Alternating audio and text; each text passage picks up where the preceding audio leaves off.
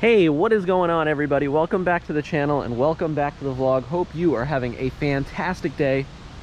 We are back with the 2020 C8 Corvette making some more content. I apologize for the wind. I have a windscreen on, so hopefully that does a little bit good of a job kind of filtering some of that wind noise out. We had a massive storm come through here in the last couple days, but I am trying to stay consistent with making content. So rain, snow, or shine, I'm going to be out here with my GoPro sharing my Corvette journey. And it's kind of ironic. I definitely think I jinxed myself because in literally the last 2 weeks I made a 1-year review video talking about how this car has held up to just about everything I put it through, which isn't much. I pride myself in being the average typical Corvette owner. This is a weekend or daily cruiser. I don't really do a ton of track stuff. I took pride in saying that I've had no issues with this car. And well, fast forward 2 weeks and I have my first issue. And the reason why I want to make this video is I think there's some information that I can add to the conversation. I've made a ton of content documenting my journey with the C8 Corvette, and I think it's very important for me to share all the negatives during my ownership. What did break is the front lift system. There is a service bulletin out for it. A bulletin that if 168 VINs come through a service department, order the cap and replace it for the reservoir. But now after perusing the forums, I've come to find that there's a lot of people outside of that service bulletin, myself included, that are impacted by this issue. And so in today's video, I'll talk about what the issue is, how to kind of diagnose it yourself if you don't want to take it to a dealership, just so you're kind of aware with it. That's one of the best things about the C8 Corvette, is that if something does break, unlike McLaren, if you have a McLaren or some other variation of a supercar, then one of the issues that always comes up is servicing and maintenance. I know for a fact McLarens, I don't know which ones, but many of them have this thing where you can't actually get to the engine bay without a special tool to remove some panels that allow access to really do anything to the car.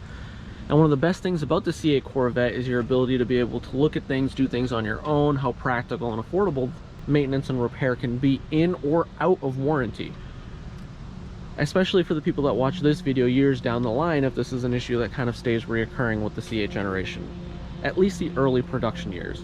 There is another video that talks about where to check your reservoir fluid. The person's pulling dipsticks in the back of the engine bay, and honestly, you know, I won't name them, they do their thing, but the front lift suspension fluid is not located anywhere in the back hatch. I guess I should dial it back. For those who do not know, the C8 Corvette has a front lift system that is an optional package that allows you to raise the front end, I want to say 1.5 to 2 inches for additional ground clearance. In quick and easy access, this can be done through the button right here that allows you to lift up and down, as well as remember locations that you want the front lift to activate. And so where is the front fluid reservoir? It is actually located in the front area next to your cabin air filter intake. It's located right around here. And it's really easy to get to. You just want to pull this tab right here and then the other one on this side, and then just start popping the clips that go all the way across this top panel, and that removes this. And so not to do this outside, I go into my buddy's shop and using the indoor space that I had available to me, but unfortunately he had music playing in the background, so I'm sorry if my hand motions are completely out of sync with what I'm saying. I'm kind of dubbing my voice over this video portion, just so YouTube doesn't demonetize me for the radio that was playing in the background. I subliminally didn't even think about it. So you can see right here very clearly, if you get the front engine service light, then first thing you want to do is check this on your own, just so you're aware of what the issue is. You can see the fluid just kind of spewed out of the cap. All this white residue is that fluid drying up and the particles inside of the fluid, and the fluid kind of just oxidizing on the surface.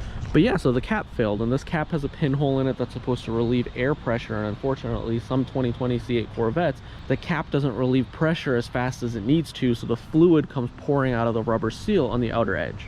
And so me trying to put my wannabe engineering mindset to a mechanical engineering problem, my take is that what's probably taking place is when the front lift is fully extended and the max pressure is there, it has to relieve the air pressure out of that little hole that's in the center of the cap. If it can't do it fast enough, then obviously the fluid's going to pour out so you don't burst a line or damage your reservoir. But what I think is happening is if you have the front lift fully extended, and let's say you go over a speed bump too fast, you may hit a pothole too fast. My local mall speed bumps are a disaster. The front lift hadn't fully actuated before the car hit the bump, and I think that's what caused the pressure to spike, and it couldn't relieve the pressure through the little pinhole fast enough to actually prevent the fluid from overflowing. At least that's my take on it. Maybe there's some other reasoning behind it, but nonetheless the fix is simply replacing the cap. I've heard from some people it's not a permanent fix. They've still had fluid leak issues afterwards. So honestly, after 1 full year having this one issue, I have zero complaints. It's such a minor thing. You'll have a light that comes on in the dash. Unfortunately, it goes away, so I can't show it right now. without using my front lift. And the one big thing to take away from this video, the one absolute thing, if you don't watch anything else, don't take any other part of this video away, is if you have that front suspension light on, do not use your front lift system. I know the typical YouTuber thing is going to be, oh, let me show you the light and press the button, but I don't want to risk any additional damage or any other additional problems with the car by doing that, because if the fluid is low and you do end up using the front lift system, then you run the risk of letting air into the lines, and then you'd have to end up getting it bled out completely, which is an additional service process. If you are in the 168 VIN list that GM had released, then when you go in for service, they're going to say, hey, there's an open service bulletin for your specific vehicle. We're going to go ahead and order the cap and get it taken care of. But if you're outside of the list and you have this issue, GM has said not to order this part for shelf stock because of this whole part supply shortage everyone across the world is dealing with. And so you go and you set up an appointment, they'll order the part. When it gets here, they'll replace it for you. Again, it's for anyone outside of that list, it's kind of on an per need basis if you end up encountering this issue, which in my case I did. So the part's been ordered, the dealership will have it in a couple of days, and they'll swap the cap out, and it's going to be an easy fix. They'll pour fluid in. I made sure not to use the front lift system after the light came on, so I don't have any air issues in the line. There's enough fluid in there that it really wouldn't be an issue even if I did use it.